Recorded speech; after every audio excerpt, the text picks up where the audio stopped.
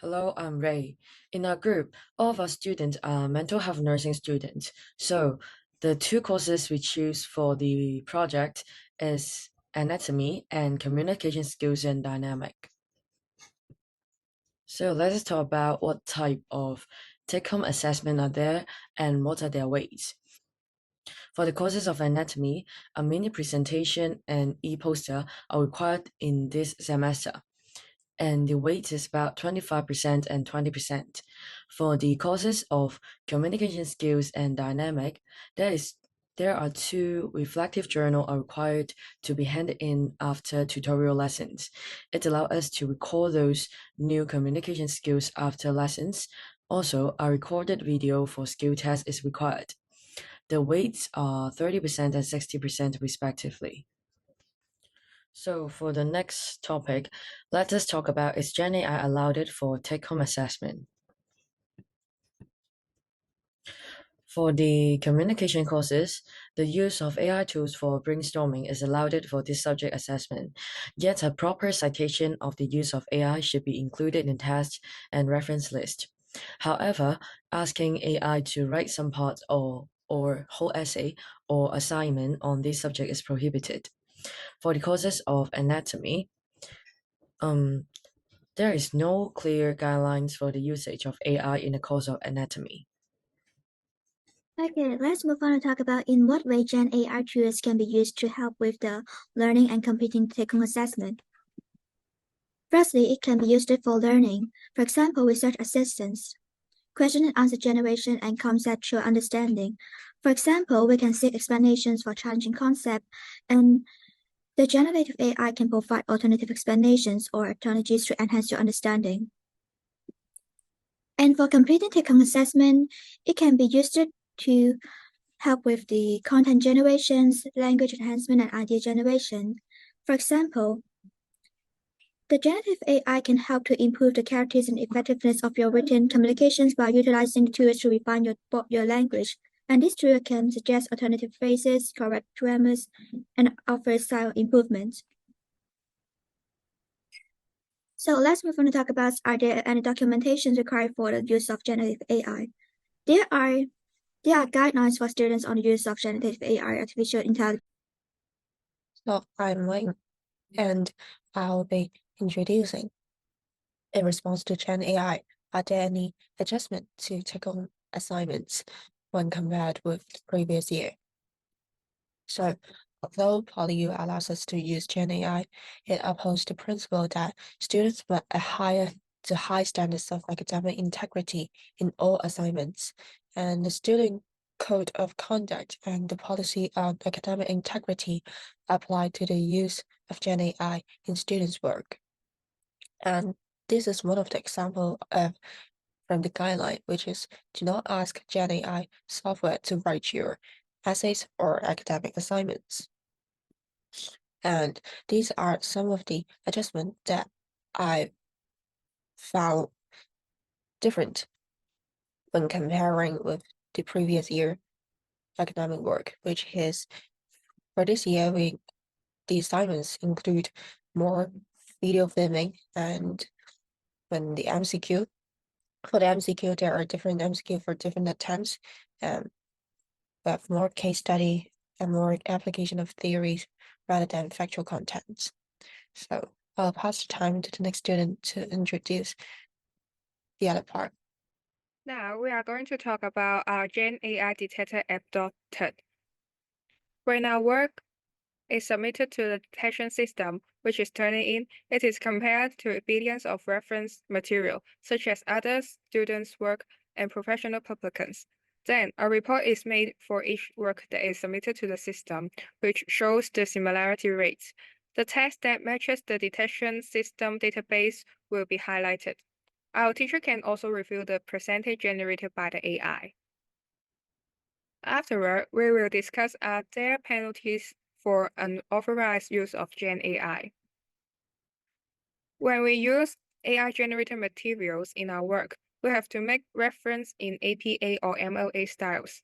Otherwise, it may be considered as plagiarism. The penalty for plagiarism include lowering a grade or getting an F for the work, a reprimand, and lower classification for the degree, suspension of studies, and expulsion. So, is cheating using Gen AI common? According to the Ohio Capital Journal written on September 25, around half of the undergraduates in university use Gen AI to cheat in assessments such as papers, projects, and presentations. Due to the ability to perform a wide range of language tasks, including translation, summarization, question answering, and test generation, together with the capacity in assessing a wide range of learning outcomes like knowledge and skills, many students would consider using Gen AI to complete the assessment as it could provide quick and simply accurate answers, saving time and effort in doing research. So, if you ask me, are there issues that you are concerned about most? Of course, there are. Although Gen AI has created many opportunities for higher education, which could effectively reduce our workload without putting in the unnecessary effort to do further research and planning by providing information on various topics quickly, it is easy for students falling into a trap of plagiarism. Using AI tools to generate answers or complete assignments without proper understanding of referencing goes against academic integrity. As mentioned previously, students could have serious consequences for academic and professional development. Moreover, using Gen AI for both assignments and assessment enables students to get corresponding information and answer directly without a thought process. This could hinder students' overall personal development as they could not develop their own critical thinking, problem solving, and research skills rather than relying solely on AI-generated content. Besides, the utilizations of Gen AI has the potential to create an uneven playing field among students. If a student possesses access to Gen AI and employs it to produce well-crafted written assignments, they may gain an unjust advantage over their peers who lack access to the model. This discrepancy could result in inequalities within the assessment process. So I'll now talk about the issues on using of Gen AI and on technical assessments and the recommendations on how to solve the issues. One of the course we have chosen is the human anatomy. We are required to do a mini presentation. Some questions are given to students, and we have to present our answers in the form of PowerPoints and presentation. Here's a look of the questions. And then some students will directly copy the questions into Gen AI and look for answers. They take the key concepts and put it into their slides of PowerPoints, and the whole response will be the scripts when presenting. Clearly, there is no thinking process and lead to no self-directed learning. The second course we have chosen is the communication skills and group dynamics. A skill test is required for students.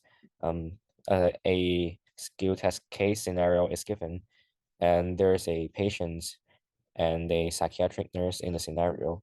Students will be playing roles of both of them, and we have to design the scripts and play the scenario. Again, some students will directly copy the case scenario and requirements, which is here, write a script between Julia, the patient, and me, the psychiatric nurse, and a script can directly put out. Then clearly the Gen AI is very helpful in the analysis of case scenario and the generation of scripts. So we don't think there is a learning process in here. Therefore, our recommendation will be helpful on two types of take-home assessments. The first one is on paperwork. We can reinforce the detection of AI use, like the turning in, but a more stronger version. So the AI usage, even after paraphrasing, can be detected. And the second one is on presentation and case study. Teachers can focus more on the Q&A section so that we can make sure the students have a logical thinking or critical thinking process behind their work, and after they're finishing, they really learn something.